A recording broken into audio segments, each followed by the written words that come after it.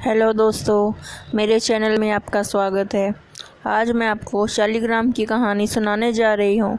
तो चलिए शुरू करते हैं। किसी गांव में एक बुढ़िया माई थी। वह प्रतिदिन नियम से शालिग्राम जी की सेवा करती थी।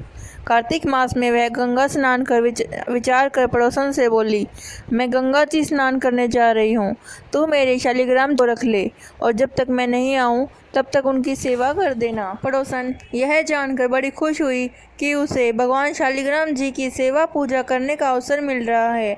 अतः उसने हाँ तो भर दी, परंतु थोड़ी देर वह चिंता में डूब गई। फिर बोली, पर मेरे को तो सेवा पूजा नहीं आती, तो मैं कैसे करूँगी। तो इस पर बुढ़िया माँ उसे समझाते हुए बोलती है कि सवेरे इनको उठाना, नदी से लोटा भर पानी लाना, आते समय बगीचे से पुष्प व तुलसी भी लेते आना, भगवान को जल व कच्चे दूध से स्नान कराना, चंदन लगाकर पुष्प व तुलसी चढ़ाना, दूध का भोग लगा, दोपहर को रसोई में जो भी बने उसका भोग लगा देना, शाम को दिया जलाना और रात को सोते समय शालिग्राम जी को भी सुला देना। बस ऐसे ही पूजा करनी है। यह कहकर वह पड़ोसन शालिग्राम जी को संभलाकर गंगा स्नान करने चली गई। पड़ोसन बहुत उत्साह में थी। पड़ोसन ने सब कुछ बुढ़िया माँ के कहे अनुसार किया।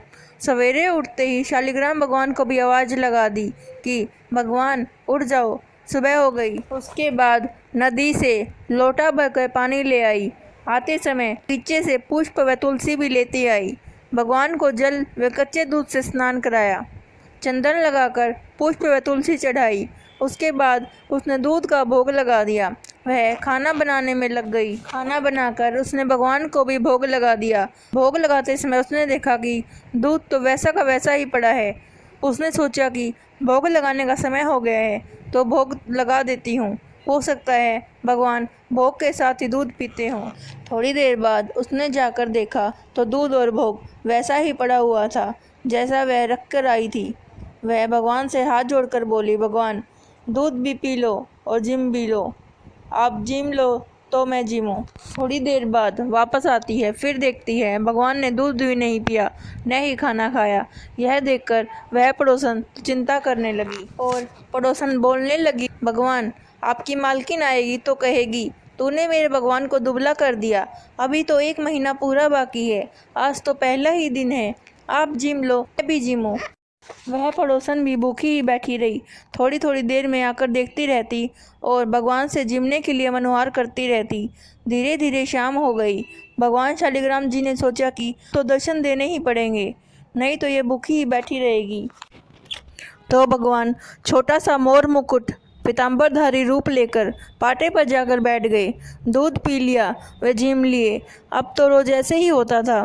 एक दिन भगवान ने कहा कि मैं गाय चरा लाऊं। तो पड़ोसन बोली, थोड़े दिन ही तो रहे, क्यों जाते हो। पर भगवान माने नहीं।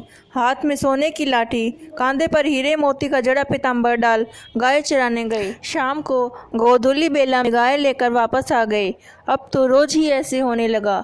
भगवान रोज दूध पी के जिम के गाय चराने चले जाते और शाम को वापस आ जाते। 1 महीना बीत जाता है। बुढ़िया माँ गंगा स्नान कर घर आती है। स्नान ध्यान से निमट कर सोचती कि शालिग्राम जी को ले आऊं। तो वह पड़ोसन के घर जाती है। पड़ोसन से बोलती है कि मेरे शालिग्राम जी को दे दो।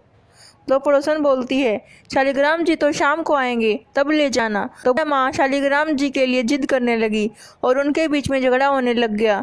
लोग इकट्ठे हो गए। तो पड़ोसन बोली, बुढ़िया समझाओ, जैसे 1 महीना निकाल शाम तक और सब्र कर ले। बुढ़िया माँ तो धरना देकर बैठ गई और बोली, मैं तो मेरे शालिग्राम जी को लेकर ही जाऊंगी।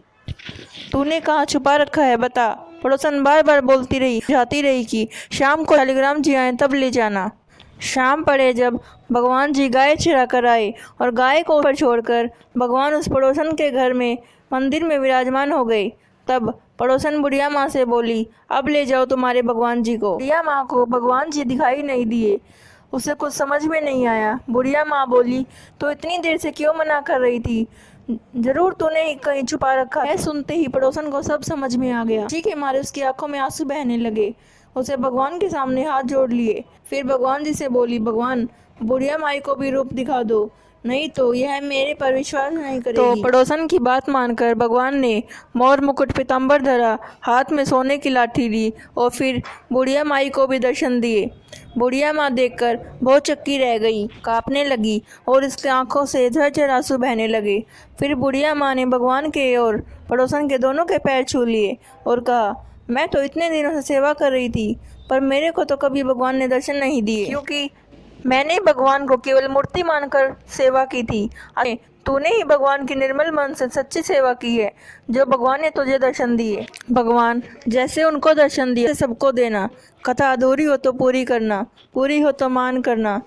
कहानी कहने वाले, सुनने वाले और होकारा भरने वाले सभी की मनोकामना पूरी करना। धन्यवाद दोस्तों, यह कहानी यहीं समाप्त होती है। अगर आपको मेरी कहानी अच्छी लगे तो वीडियो को लाइक करें और चैनल को सब्सक्राइब करें।